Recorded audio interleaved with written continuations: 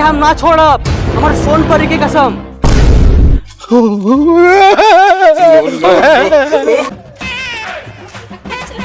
Happy new दादी। सर गुड़ पुरानी कैसे बोला जाए? बोल लाख दादी। दादी शिशोरना के घरों कौन है? घर आ बेटा। ए छिछोरन छिछोरना है रे। सर दिखत नहीं खे, बाहर से गेट बंद बा।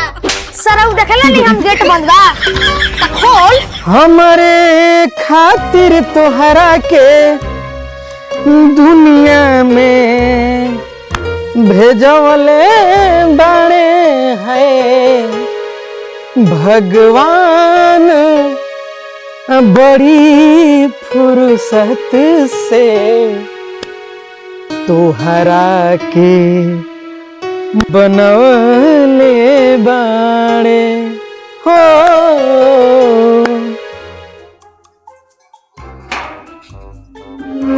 बड़ी फुर्सत से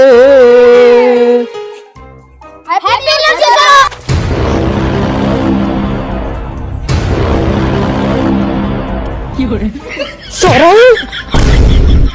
सरौते नहीं वही घड़ी बोल रहे हैं कि हैप्पी न्यू ईयर मत बोल, इंग्लिश झरी हन।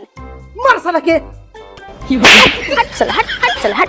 सरौ खनी तक गिराइए दिलो, काहे खातिर आइल बड़सन बताओ सन। भैया चलो ना पिकनिक मनाए। पिकनिक?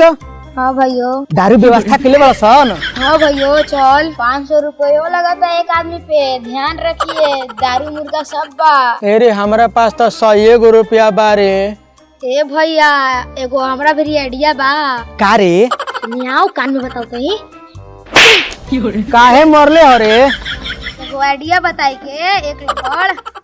सरौ अपने आप के समझेला कि हम राजा हई, आ जब मरले हो तब बताओ कौन ची बतावत रहस? तोरा बाबूजी के बकरिया बा, उन्हें लेके चले जिए। ए भैया वो तोरा पैसा ना देख पड़ी, दारू और टंगरी चाट के खाई है। ए भैया हम चोरी ना करम, बड़ी मार मारेलन बाबूजी हमरा के, उठा के गाड़ फाड़ देवेलन, हम ना करम। हट सरवा तू टेंशन काहे लेवेले? चटोरना और पटावा कब काम दियसन देख लियसन। अरे हमरा बड़ी डर लागता, कहीं हमार बाबू देख ली हनु सरौत नहीं हम मरबे करब, आ तोहनो लोग के गाड़ फाड़ दी हो। तू टेंशन मत ले, संभाल लेवल जी हमनी के। देख ले बसन। हां तो हो जी रे। हां लेकिन हम ना जाइब। तू टेंशन मत ले, आज कसऊ टंगरी बनी त बनी। देखियो सन बड़ी मार मारेलन। ठीक बा। तू लोग तो सरौ मार खइबे करबो जा, आ हम तो इतना मार खाइब कि सरौ हमारा कोनो हिसाबे नहीं खे। अई परसरे दिन देख लेबे हम कितना माराइल की बनी। देखियो सन बाबू से हमारा बच के, ठीक बा ना मार के गाड़ फाड़ेलन, दूसर जगह ना मरी हन। हमनी के ध्यान देते जा, तू चिंता मत कर, बहुत चिंता कर देबे तू।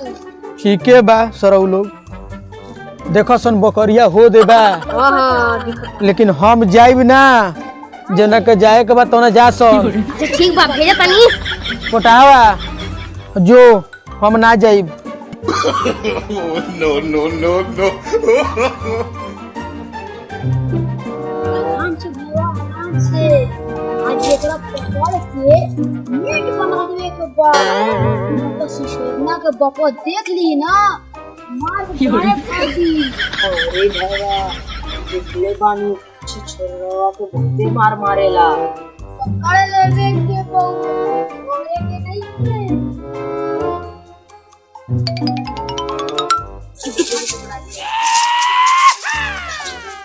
बड़ी डोड़ाइले बाड़े, आज तक तो टंगड़ी खाइए के छोड़ा। No. लड़का के चलते साला परेशान हो गए बने हम। एगो भैंस रहे ओकरे चलते साला बेच देनी, ई साला पूरा घर के बर्बाद करके रख देले बा। के एगो खसिए बचल बा, लगाता ओकरो बेचे के पड़ी। अरे माई साला का करी, अपन बेटवा से हम पूरा परेशान बने। अरे बकरिया अच्छा चारे गए।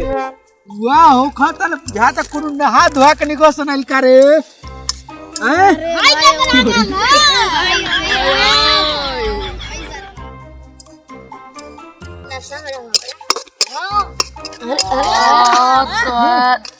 छे छोरन एगो भुंजल का चीज खाओ ना। ले इने आ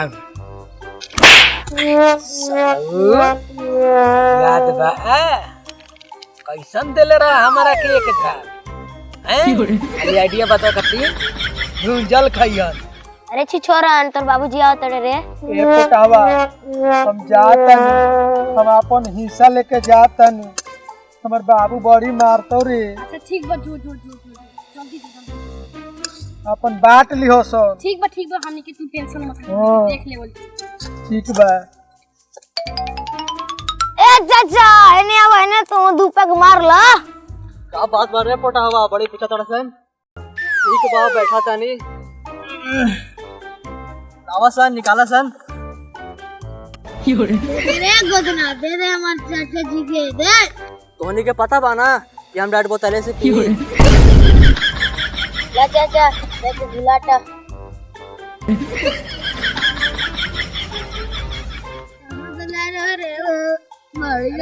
हमरा के ले ऐसा अपने घर पर पकड़ ये चाट चाट के दूसरा इधर दिखते बा अच्छा परना। खुश रहो बाबू, खुश रहो, पाछे में खुश रहो। ए चाचा तारा एगो बात मालूम बा कि ना? ना रे का बात बा? ए चाचा जब तू खात तर ना तारे बकरिया आए हो हमार सोन परी, अपन सोन परी के हम खा गिए। आए रे हमार सोन परी, छोड़ना तोरा के हम ना छोड़ब, हमार सोन परी की कसम। अरे हमार सोन परी के खा गए सब, हम कहीं को ना छोड़ब। अरे साला पत्थर लेके भाग न तोर बाबू जान ले ली हो।